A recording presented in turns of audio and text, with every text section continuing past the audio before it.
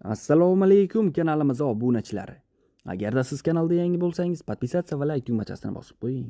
Demak, bugun biz sizlarga Imudon dori vositasi haqida ma'lumot berib o'tamiz. Demak, do'stlar, Imudon dori vositasi farmakoterapevtik guruhga ko'ra, ya'ni ta'sir etishiga ko'ra, demak, immunitetni oshiruvchi dori vosita hisoblanadi. Demak, ushbu dori vositani endi qo'llanilishi haqida ma'lumot berib o'taman. Demak, do'stlar, Imudon dori vositasi birinchi navbatda og'iz bo'shlig'i va halqumdagi infeksion yallig'lanish kasalliklarida qo'llaniladi. Jumladan, faringit va surunkali tanzilit. Demak, faringit bu o'sha halqumning yallig'lanishi, surunkali tanzilit esa bodomcha bezining yallig'lanishi.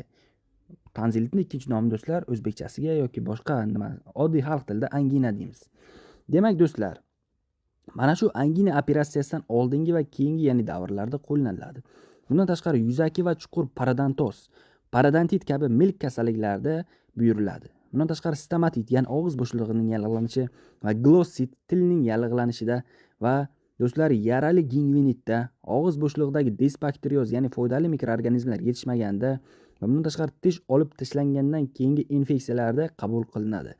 Bundan tashqari sun'iy tishlar, ya'ni ildiz implantatsiyasi qo'yilgandan keyingi infeksiyalarni ya'ni yo'qotish maqsadida buyuriladi. Ya'ni tish protezlari, ya'ni chaqiradigan yaralarni davolash va uni olish maqsadida do'stlar Imudon tabletkasi qo'llaniladi.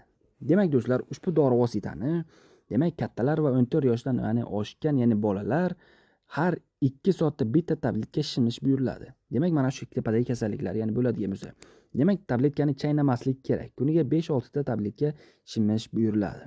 Demak, 3 yoshdan 14 yoshgacha bo'lgan bolalar esa kuniga 3 yoki 4 tabletka shimishi mumkin. Ya'ni regular, masalan, qaysidir, ya'ni vaqt orasida.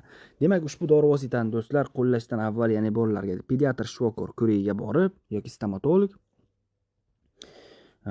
demak, mana shu kasallikni aniqlab, o'shanga qarshi, ya'ni retsept va ko'rsatma asosida, ya'ni qo'llang. Demak, davolash kursi davomiyligi do'stlar 5-7 kun. Endi do'stlar, ushbu dori vositani qo'llaganda kuzatiladigan nojo'ya ta'sirlar haqida ma'lumot berib o'taman. Demak, kam hollarda do'stlar terida toshma, eshak yemi yoki shish paydo bo'lishi mumkin. Ko'ngillanish va qusish, qorinda og'riq, ya'ni ba'zan kuzatiladi. Endi qo'llash mumkin bo'lmagan holatlar haqida ma'lumot berib o'tay. Demak, ushbu dori vositaga nisbatan sizda yuqori allergik, ya'ni reaksiya bo'lganda qo'llash tavsiya etilmaydi. Bundan tashqari do'stlar, 3 yoshgacha bo'lgan bolalarda ham yoki autoimmun kasalliklari bor insonlarda ham qo'llash tavsiya etilmaydi. Tushundingizmi? Homiladorlik va emzish davrida ham do'stlar qo'llash tavsiya etilmaydi. Shunday qilib do'stlar, Imudon tabletkasi haqidagi ma'lumotlarimiz shulardan iborat edi. O'zingizni va o'zgalarning sog'lig'ini asrang. Salomat bo'ling. Agarda o'zingizda qandaydir ya'ni savol tug'iladigan bo'lsa, bemalol kommentariyamizga yozib qoldiring. Aytgancha yana bir narsa do'stlar, agarda kimdadir bronxial astma kasali ya'ni bo'ladigan bo'lsa ham Imudonni ya'ni qabul qilish tavsiya etilmaydi. Chunki bronxial astmani ushbu dori vosita zo'raytiradi. Shunday qilib sog' va salomat bo'ling.